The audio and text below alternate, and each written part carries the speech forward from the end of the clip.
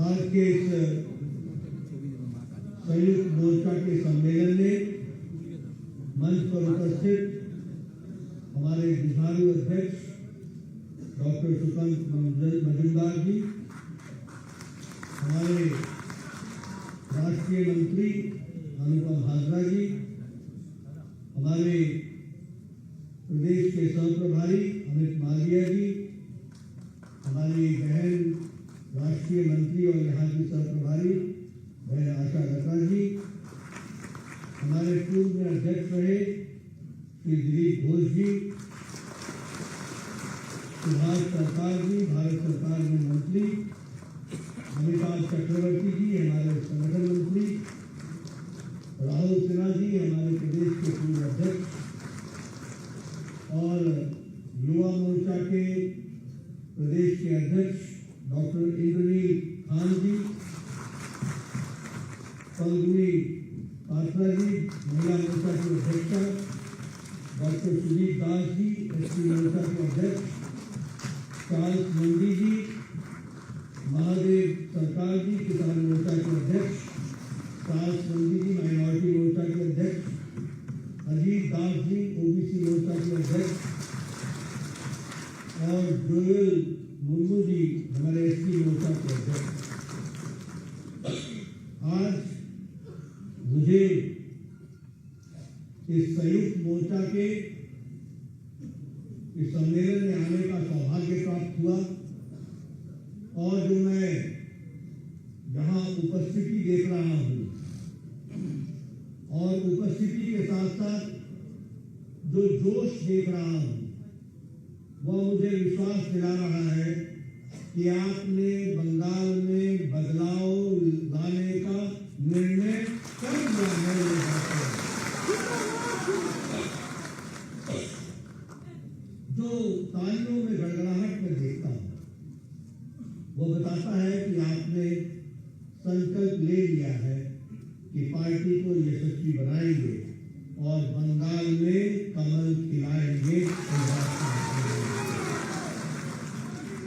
देखो, आज दक्षिणेश्वर के मंदिर में जाने का सौभाग्य प्राप्त हुआ, मां काली का आशीर्वाद लेने का सौभाग्य प्राप्त हुआ और वह ऐतिहासिक स्थान, आध्यात्मिक स्थान जहां स्वामी रामकृष्ण परमहंस जी का आशीर्वाद मिला, जहां स्वामी विवेकानंद जी ने ज्ञान को प्राप्त किया और जहां महान पुरुषों ने देश, समाज और सांस्कृतिक जगत और आध्यात्मिक जगत में अपने आप को जागृत अवस्था में उस मंदिर का आशीर्वाद प्राप्त किया, ऐसे मां काली को मैं भी नमन करता हूं और आप सब की ओर से ईश्वर से प्रार्थना करता हूं कि हमें ताकत दे ताकि हम देश को, बंगाल को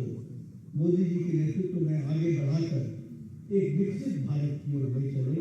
यह मैंने आज सुबह कामना की। मित्रों, बंगाल से भारतीय जनता पार्टी का बहुत विशेष रिश्ता है।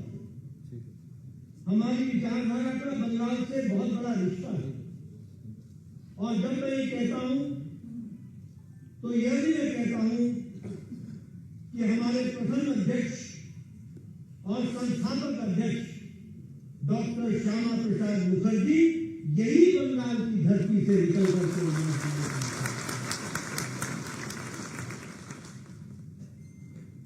आदरणीय श्यामा प्रसाद मुखर्जी जी ने सिर्फ जम्मू कश्मीर के लिए रास्ता नहीं दिखाया जब उन्होंने कहा कि एक देश में दो निशान, दो विधान, दो प्रधान, दो संविधान नहीं चलेंगे, बल्कि उन्होंने बंगाल को भी भारत का हिस्सा बनाने में बहुत बड़ा योगदान किया था। यह भी हमको याद है। ऐसे हमारे नेता श्यामा प्रसाद मुखर्जी जो हमारे अध्यक्ष रहे, जिनसे हमने प्रेरणा ली, मैं सौभाग्य मानता हूं कि बंगाल की धरती ने ऐसे सपूत को पैदा किया जिसने दुनिया की सबसे बड़ी पार्टी को आज साकार किया है।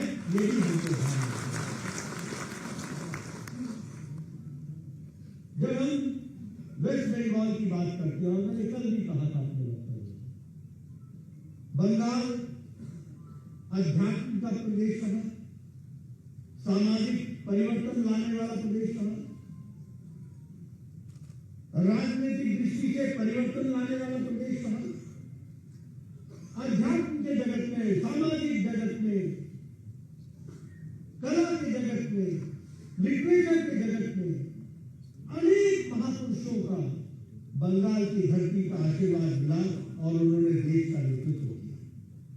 और इसलिए हम लोग कहते हैं कि what Bengal thinks today, India thinks tomorrow. जो बंगाल आज सोचता है वो भारत कल सोचता है। लेकिन दुर्भाग्य के साथ मुझे कहना पड़ता है कि पिछले 30, 40, 50 सालों में, फिर चाहे वो कांग्रेस का शासन रहा, कम्युनिस्टों का शासन रहा और ममता जी का शासन रहा, बंगाल को नीचे और पीछे लाने में किसी ने भी कोई कसर नहीं छोड़ी। ये हमारा दुर्भाग्य है, ये हमारा दुर्भाग्य है। आज मुझे दुख के साथ कहना पड़ता है, जिस बंगाल ने देश को दृष्टि दी, जिस बंगाल ने देश को, दुनिया को रास्ता दिखाया, आज ममता जी आपके राज में वह बंगाल आज अंधेरे में आ गया। इस बात को भी हमको समझना,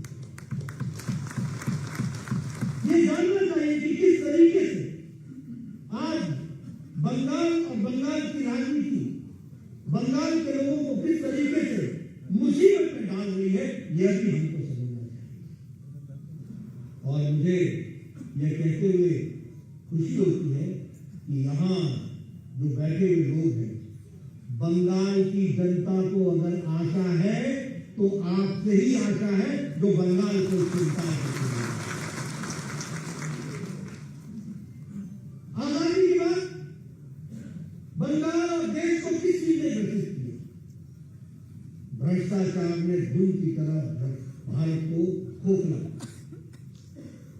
भ्रष्टाचार ने बंगाल को भी खोखला, राजनीति ने देश को आगे बढ़ाने से क्यों नहीं रोका? चाहे वो देश हो चाहे प्रदेश, हर जगह परिवारवाद ने राजनीति के को रोकने का प्रयास किया और एक कुत्सित राजनीति को जन्म दिया। कहने के लिए क्या, वहां देखिए तस्वीर भारत की, उठाइए जम्मू कश्मीर, फारूक अब्दुल्ला और उमर अब्दुल्ला, बाप बेटा, और उठाइए पीडीपी, पहले मुफ्ती साहब और महबूबा मुफ्ती, और आइए नीचे पंजाब, पहले बादल साहब, अब सुखबीर और उनकी बहन, उनकी श्रीमती। आप आइए हरियाणा, लोकदल कुछ परिवारों में सिमट गया। आप आइए 24 करोड़ का प्रदेश उत्तर प्रदेश, 24 करोड़ का प्रदेश, बीजेपी किससे लड़ती है? समाजवादी पार्टी, मुलायम पहले से, फिर अखिलेश और डिम्पल, बाकी सबकी छुट्टी। बिहार अब किससे लड़ रहे? आरजेडी, लालू, राबड़ी, तेजस्वी, तेज प्रताप, मीसा परिवार। आप आइए बंगाल, कौन है? पीसी भाईको,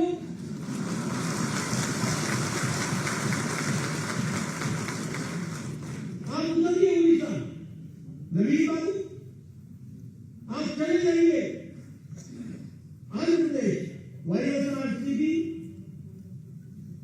जगनमोहन रेड्डी परिवार में से निकालो।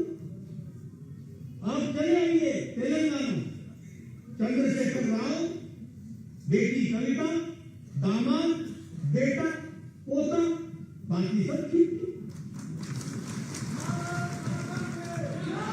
आप चले आइए तमिलनाडु, करुणानिधि, स्टैलिन और आजकल वो क्या नाम उसका,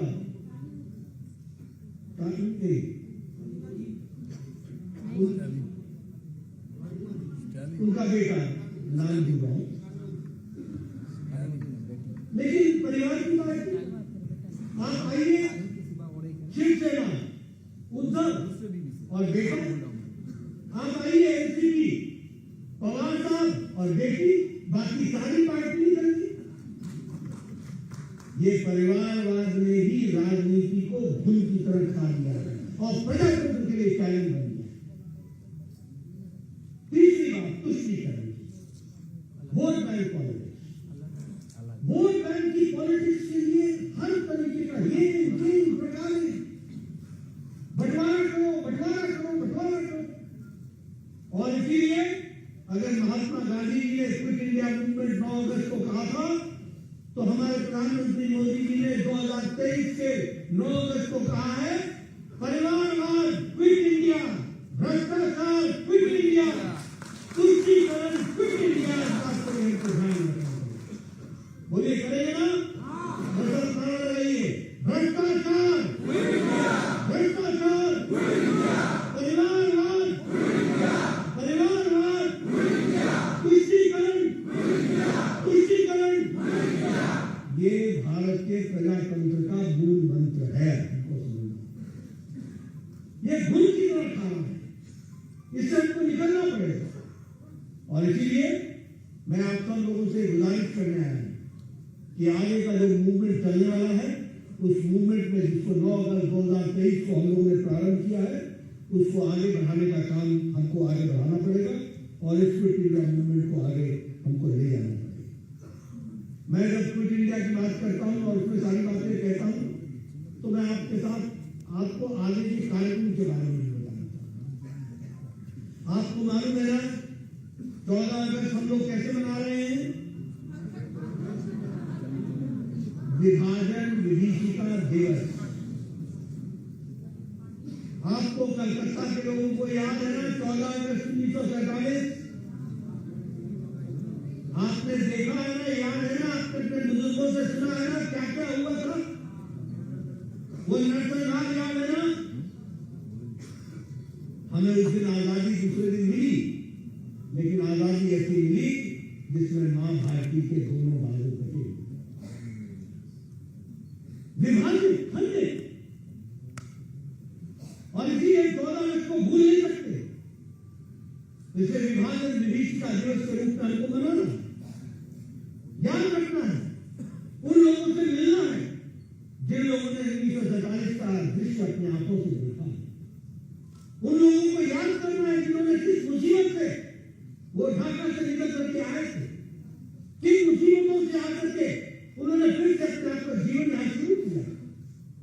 ये विभाजन की विभीषिका जो थी उसको हमको याद करना है और उस समय हमारे लोगों ने जो लड़ाई लड़ी थी उनको भी याद करना। 15 अगस्त को याद रखिएगा, हर घर तिरंगा झंडा भी फहराना है और तिरंगे की आन बान शान के लिए पूरी ताकत से लड़ना है।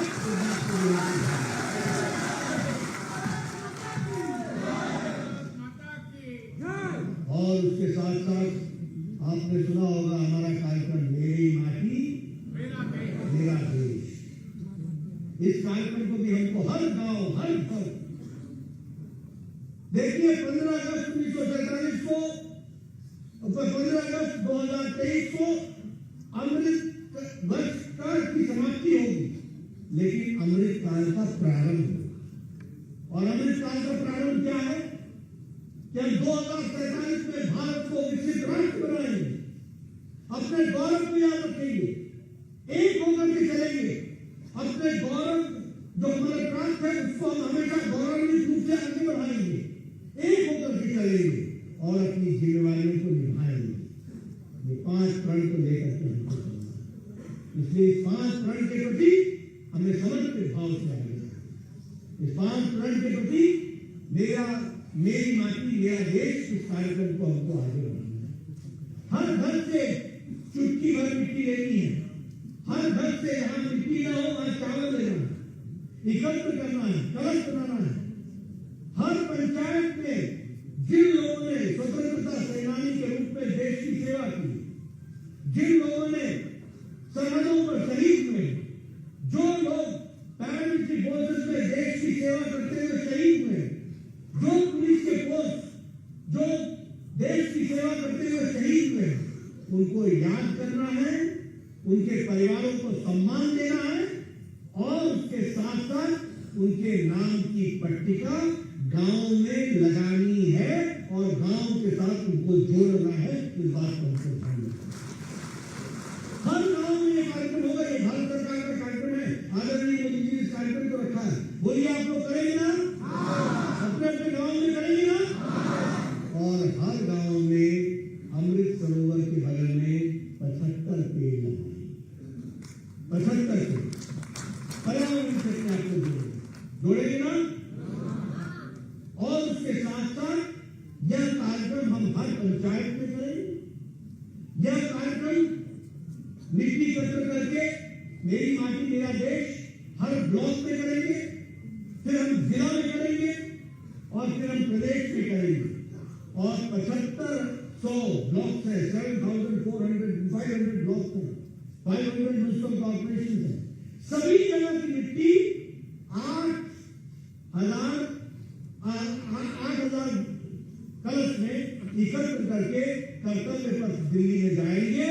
दिल्ली में प्रधानमंत्री मोदी जी शपथ दिलाएंगे और वहां अमृत काल का वन बनाएंगे और 7500 पेड़ लगाएंगे और तरीके से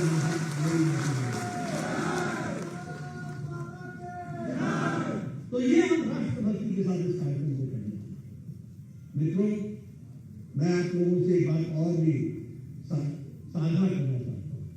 यह हमारा सौभाग्य है, हम सब लोगों का सौभाग्य है कि हमें भारतीय जनता पार्टी में काम करने का मौका मिला।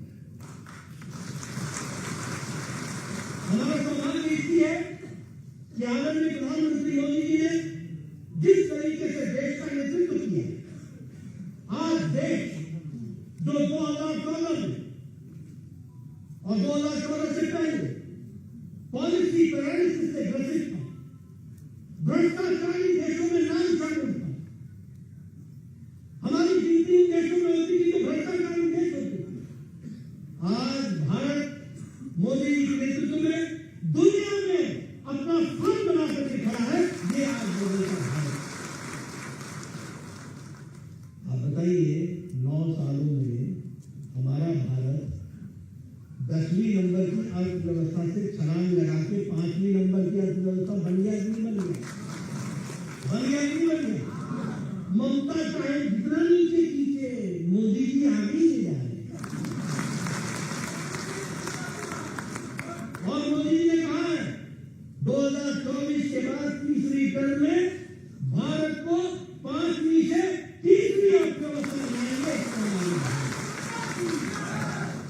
और मालूम है किसको बचा रहा है? 5वीं नंबर की जिस ईस्ट इंडिया कंपनी ने, जिस ब्रिटिशर्स ने हमारे ऊपर 200 साल राज किया, उस ब्रिटेन को पछाड़ करके हम 5वीं नंबर की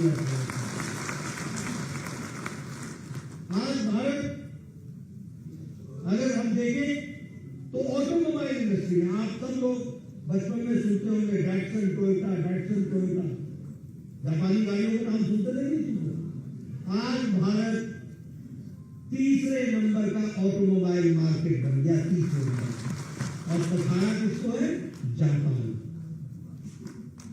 आज भारत चौथे नंबर का इस्पात मैन्युफैक्चर से आज वो दूसरे नंबर का इस्पात का मैन्युफैक्चर बन गया। आज जो आप लोगों के हाथों में मोबाइल है, 2014 तक आप मेड इन चाइना का मोबाइल लेके घूमते थे। आज आप मेड इन इंडिया का मोबाइल लेके घूमते। और इसके साथ साथ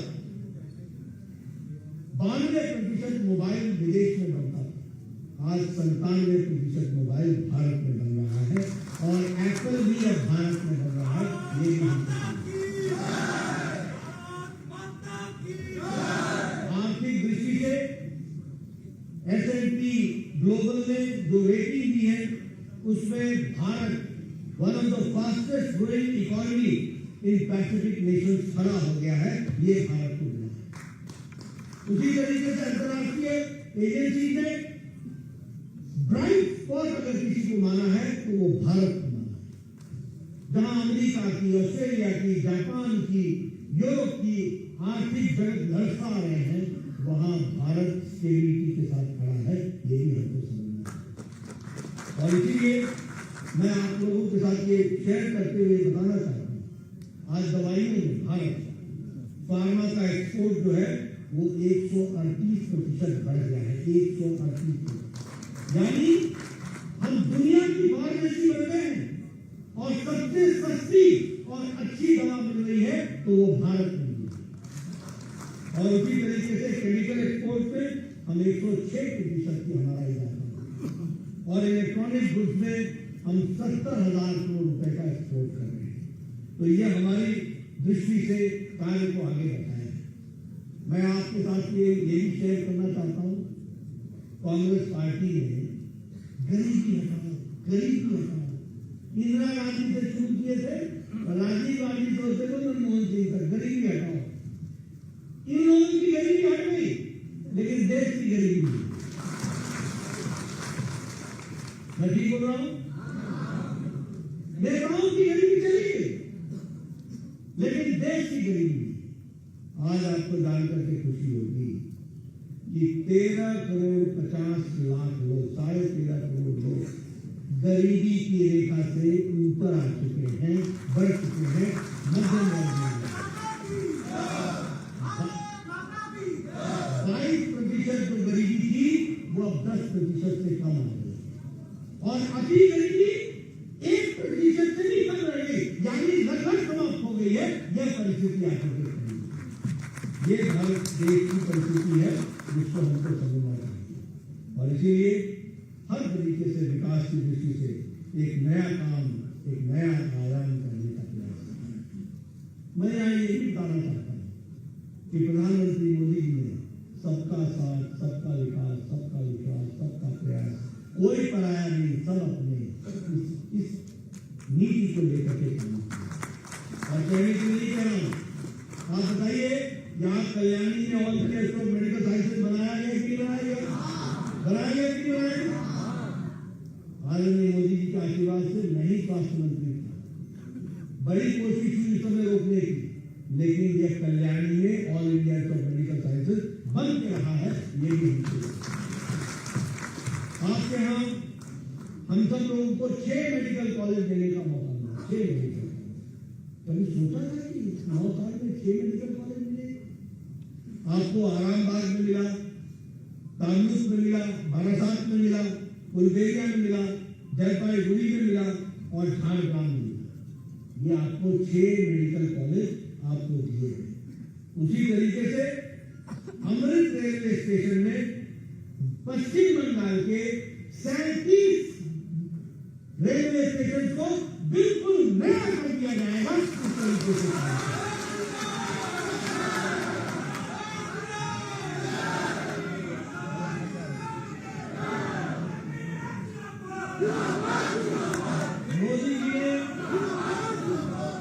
मोदी जी ने 37 और सारे देश में 506 रेलवे स्टेशन एक ही शिलान्यास से 506 रेलवे स्टेशन का कायाकल्प करके और वर्ल्ड स्टैंडर्ड का बनाने का निर्णय किया है, जिसमें 37 रेलवे स्टेशन बनवाए।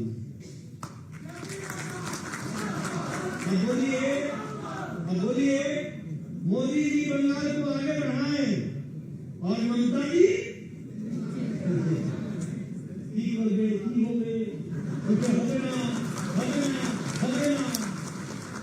ममता दीदी आप आराम करो, हो गए।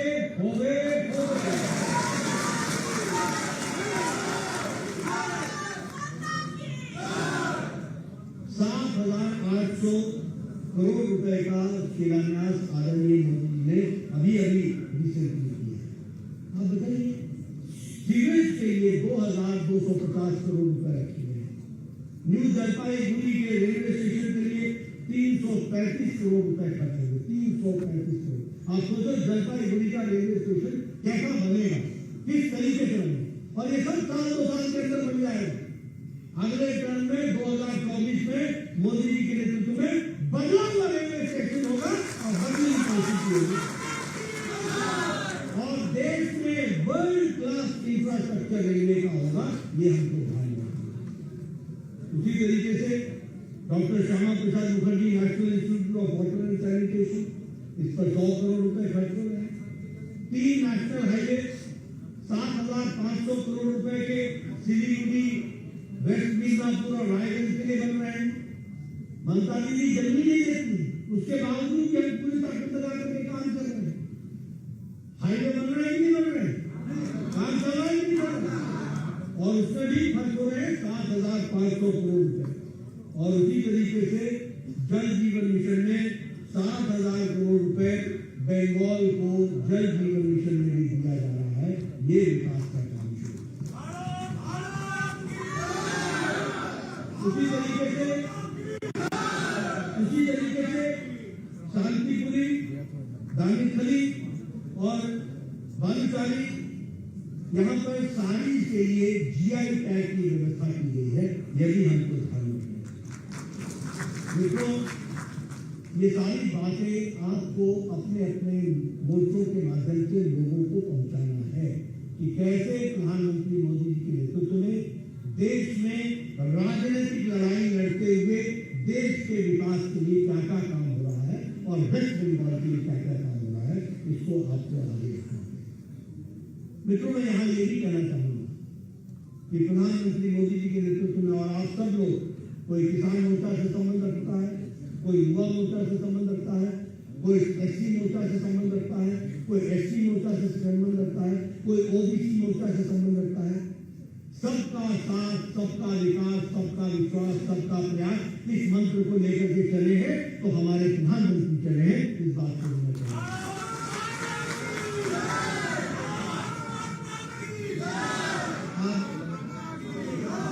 आप बताइए, प्रधानमंत्री मोदी जी ने हर महीने 80 करोड़ की जनता को 5 किलो गेहूं या 5 किलो चावल, 1 किलो दाल देने का काम किया है कि नहीं किया है? किया है कि नहीं किया है? इससे महिलाओं को भी लाभ मिला है कि नहीं मिला है? युवाओं को लाभ मिला है कि नहीं मिला है? किसानों को लाभ मिला है कि नहीं मिला है? हमारे दलित भाइयों को लाभ मिला है कि नहीं मिला है? हमारे एससी भाइयों को लाभ मिला है कि नहीं मिला है? हमारे माइनॉरिटी भाइयों को लाभ मिला है कि नहीं मिला है? सबका साथ, सबका विकास, सबका विश्वास, सबको साथ में। उसी तरीके से प्रधानमंत्री आवास योजना, 4 करोड़ घर बने। यहां भी हमने 12,65,000 घर बनाने का कोशिश की, लेकिन ममता जी बांग्ला बाड़ी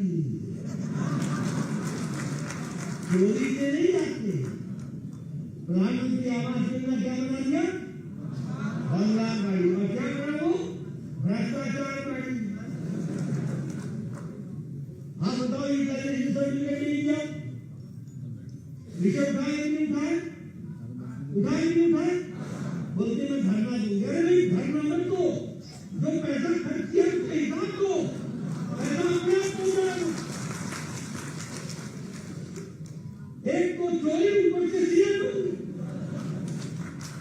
एक तो आप भ्रष्टाचार करो, हिसाब मत दो, और बोलते हैं हमको पैसा नहीं देता। अरे आप हिसाब तो दो, देना होगा कि नहीं देना होगा? देना होगा कि नहीं देना? और नहीं होगी तो बंगाल की जनता तुमसे खर्च कर लेगी। ये भी तुमको याद रखना। आयुष्मान भारत, मैं गरीब लोगों को, मुझे पूरा याद नहीं है शायद, लेकिन 30 लाख परिवार के आसपास के आयुष्मान भारत, जिनको मैं बंगाल में 5 लाख रुपए मोदी जी का साल का हेल्थ कवर देना चाहता हूँ। कितना? 5 लाख। किसको देना चाहता हूँ? रेडी वाला, फेरी वाला, रिक्शा वाला, ठेला वाला, ऑटो रिक्शा ड्राइवर, बस का ड्राइवर, क्लीनर, लिफ्टमैन, सब्जी वाला, ये गरीब लोग, बाल काटने वाला, हार्डवेयर, रैप पीकर, जो कूड़ेदान से प्लास्टिक इकट्ठा करता है, ऐसे गरीब लोगों को 5 लाख रुपए का गंभीर बीमारी से लड़ने का मैं उनको मोदी जी के द्वारा, मैं उस समय हेल्थ मिनिस्टर इसलिए कह रहा हूँ, मोदी जी के आशीर्वाद से, मोदी जी चाहते थे कि बंगाल की जनता को, गरीब जनता को गंभीर बीमारी से लड़ने का उनको मौका मिल सके, और उसके लिए वो 5 लाख रुपए का हेल्थ करेंगे। मैं नहीं मैं नहीं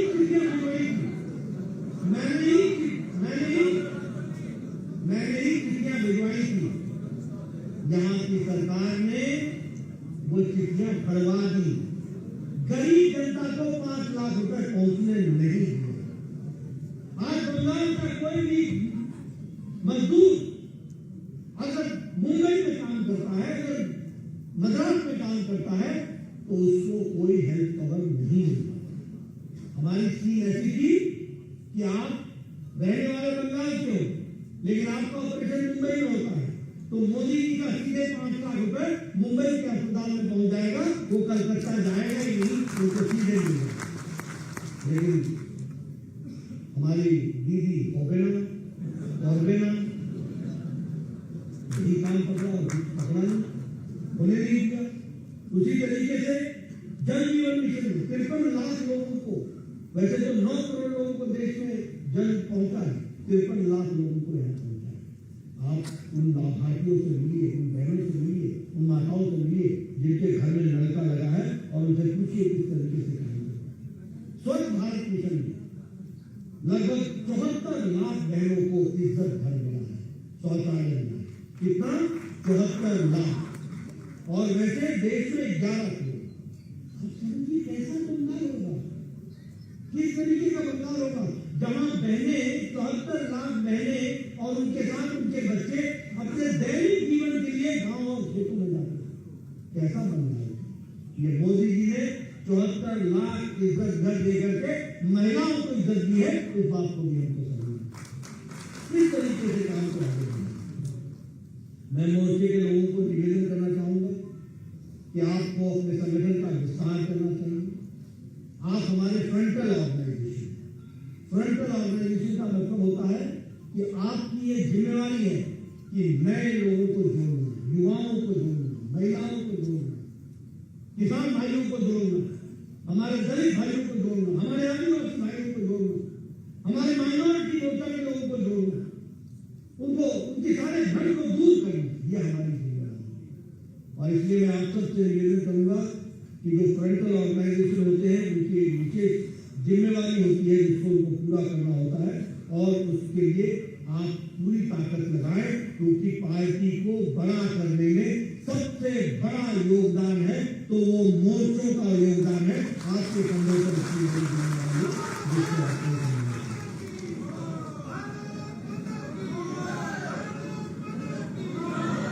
मैं एक निवेदन और करूंगा कि महिला मोर्चा को कोई भी एनजीओ, सेल्फ हेल्प ग्रुप आपसे अछूता न रहे, ये महिला मोर्चा की जिम्मेदारी है। हर एक स्वयं सहायता समूह, सेल्फ हेल्प ग्रुप और एनजीओ जो अनाथ बच्चों में काम करते हैं, मंद बुद्धि के बच्चों में काम करते हैं, गरीब बस्ती में काम करते हैं, मलिन बस्ती में काम करते हैं, सबको जोड़ना हमारी जिम्मेदारी है।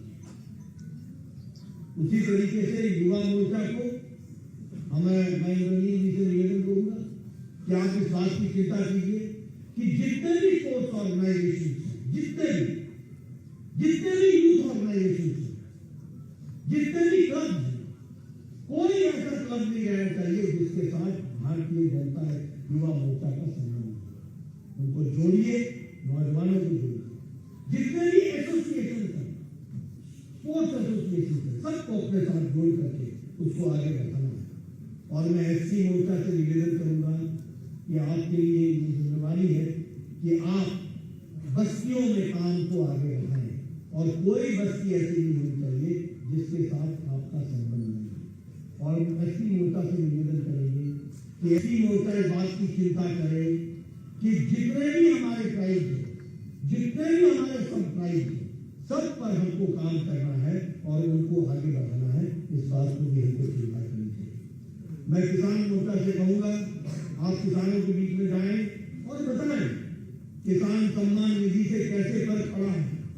2-2 हजार रुपए हर चौथे महीने मिल रहा है, उसका वो क्या उपयोग कर रहे हैं, कैसे वो उपयोग कर रहे हैं, इसे समझिए। नीम कोटेड यूरिया मिल रहा है कि नहीं मिल रहा है, फसल बीमा योजना हो रही है कि नहीं, ईच ड्रॉप मोर क्रॉप हो रहा है कि नहीं, तमाम बातों के बारे में जानकारी है। और हमारे जो माइनॉरिटी मोर्चा के हमारे सदस्य हैं, उनसे मेरा निवेदन है कि आप सभी जगह सभी लोगों को सही संवाद के साथ भारतीय जनता पार्टी का और आदरणीय मोदी जी का संतोष पहुंचाए कि हमारी सभी योजना सबका साथ, सबका विकास, सबका प्रयास इस बात के लिए आगे होकर के अग्रसर होकर के चल रही है। इस बात को भी हम आपके सामने मैं यहाँ कल भी मैंने कहा था और आज भी मैं कहना चाहता हूँ, कुछ अखबारों ने उसको कवर किया है, लेकिन कोई बात की लीपा पोती नहीं है, उससे मैं दोबारा बोलूंगा। कल ममता दीदी ने कहा क्या एविडेंस है भ्रष्टाचार? ममता जी प्रमाण मांगेगी, क्या एविडेंस है? मैं आपसे पूछता हूं, ये पार्थो चैटर्जी आजकल कहां है? ये प्रेसिडेंसी गेम है और इनकी बहुत नजदीकी रहने वाली वो कहां है? Presidency game. ये अनुब्रतो मंडल और उनकी बेटी कहां है? एविडेंस मांग रही है, एविडेंस। ये आप बताओ, ये माणिक बंदोपाध्याय कहां है? आप बताइए, ये भाइयों पर इंक्वायरी नहीं चल रही? आप बताइए, कोल घोटाला हुआ कि नहीं हुआ? आप बताइए, शारदा घोटाला हुआ कि नहीं हुआ? आप बताइए, आईफोन घोटाला हुआ कि नहीं हुआ? और रोजगारी घोटाला हुआ कि नहीं हुआ? आप बताइए, टीचर रिक्रूटमेंट स्कैम हुआ कि नहीं हुआ? और जॉब फॉर टैक्स हुआ कि नहीं हुआ? पोस्ट स्कैम हुआ कि नहीं हुआ? हाउस मंडलिंग स्कैम हुआ कि नहीं हुआ? आपके टीएमसी के नेता इस सब में इन्वॉल्व है कि नहीं है? और नेता और ममता दीदी मांगे एविडेंस, प्रमाण मांगे। क्या प्रमाण दे? आप बताओ, प्रधानमंत्री गरीब कल्याण अन्न योजना में घोटाला हुआ कि नहीं? आप बताइए, अफगान के राहत कार्य कोष में घोटाला हुआ कि नहीं हुआ? आप बताइए, ये बालू घोटाला हुआ कि नहीं हुआ? कौन सा घोटाला नहीं हुआ? घोटाले में घोटाला, टीएमसी का घोटाला।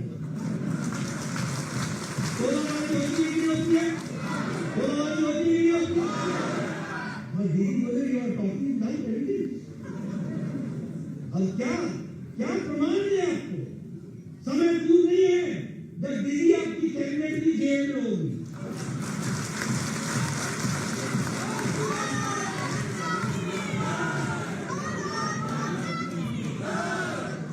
देखो, मैं यहाँ यही बताना चाहता हूँ, दुख के साथ में, ये दीदी आजकल डेमोक्रेसी की चैंपियन बनी। चिराग को ले लिया, दुनिया को सीख देगी डेमोक्रेसी डेमोक्रेसी डेमोक्रेसी। मैं बताना चाहता हूँ, आप बताइए, 2021 के चुनाव के बाद पोस्टपोन में कितने केसेस हुए? 12,000, 12,000। कितने लोग घर छोड़ के भागे? 80,000, जिनको कैंप में रहना पड़ा। 80,000। रेप कितने हुए? 123। मर्डर कितने हुए? More than 60। और उसी तरीके से अभी ये 2023 में पंचायत का चुनाव हुआ, इसमें टोटल मर्डर कितने हुए? 56 से ज्यादा, 56 से ज्यादा। ये दुनिया भर के चैंपियन डेमोक्रेसी की बन रहे हैं। यहाँ हाल देखो, क्या हाल बना रहे। और उसी तरीके से जो हमारे अटॉट बीजेपी के कार्यकर्ताओं पर कितना हुआ? 3,542। और बूथ कैप्चरिंग कितनी हुई? 21,069। और महिलाओं पर अत्याचार जो रिलीफ कैंप में, उनकी संख्या कितनी है? 3,000। यह ममता जी आपका प्रजातंत्र है। और देश भर में आप शासन की बात कर रहे हैं, आप बड़ा इंटरेस्ट ले रहे हो इधर उधर। ममता जी थोड़ा छोड़ करके बंगाल पर भी ध्यान दे रहे, इस पर भी ध्यान दे रहे। क्या हाल बना रखा है? और उसी तरीके से मैं बात करूं नेशनल क्राइम रिकॉर्ड ब्यूरो का 2021 में क्राइम अगेंस्ट वुमेन में वेस्ट बंगाल 74.6% है। 74। और उसी तरीके से ये जो एसिड अटैक है उसमें नंबर 1 पर खड़ा है तो वेस्ट बंगाल का। और फर्स्ट टॉप हीनियस क्राइम में वेस्ट बंगाल जो है वो सबसे ऊपर खड़ा है।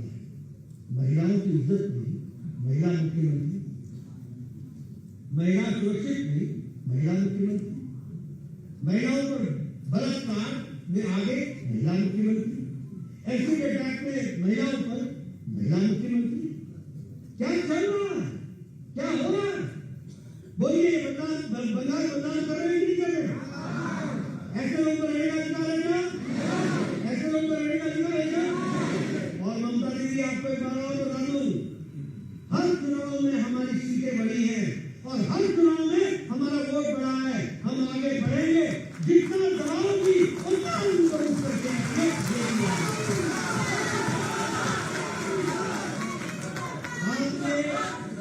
आपके टीएमसी कार्यकर्ताओं से हम घबराने वाले नहीं हैं।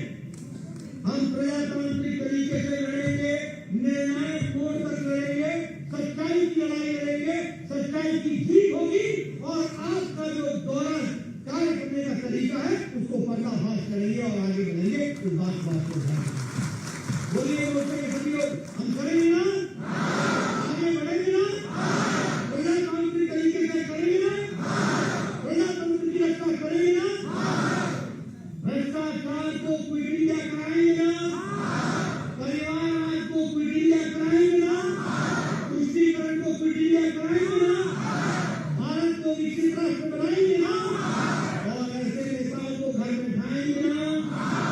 बहुत बहुत धन्यवाद। जय भारत, जय